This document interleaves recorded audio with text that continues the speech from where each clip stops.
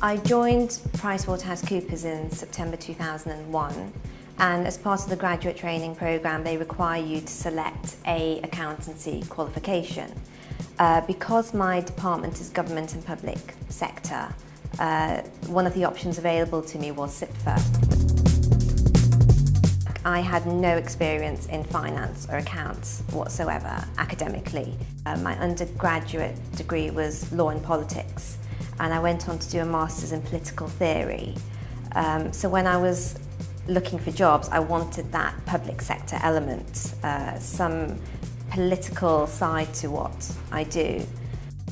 So then I came across this career in PricewaterhouseCoopers, so working in a private firm, but with the diversity of working with the broad public sector at large.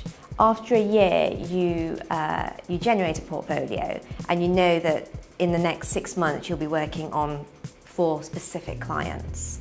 And it's up to you to control your own career and your own portfolio and make sure you work on clients that you enjoy and you see yourself working with on a longer term basis.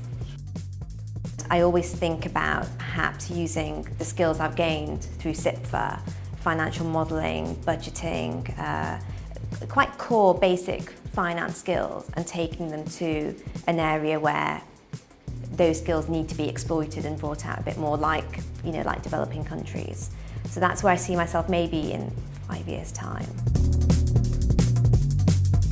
I think what distinguishes CIPFA from the other qualifications, the mainstream accountancy qualifications, is that strong public sector focus. And you understand the resource constraints in the public sector. You also understand the fact that there's not just one way of accounting in the public sector. The way that you account in central government is different to local government, which is different to charities, which is different to educational trusts. So it differs all the way through. So you appreciate that variety, and you almost appreciate the fact that you can't take a fixed approach, that it will vary depending on which specific public sector you work in. And I think that's a skill I can take forward, because I think, for example, if you work in a developing country, you can't just have one fixed idea of the way things should be or need to be. You need to be quite responsive to the particular constraints of whichever context you're operating in. I always think about perhaps using the skills I've gained through CIPFA, financial modelling, budgeting, quite core basic finance skills, and taking them to an area where those skills need to be exploited and brought out a bit more, like developing countries. So that's where I see myself maybe in 5 years' time.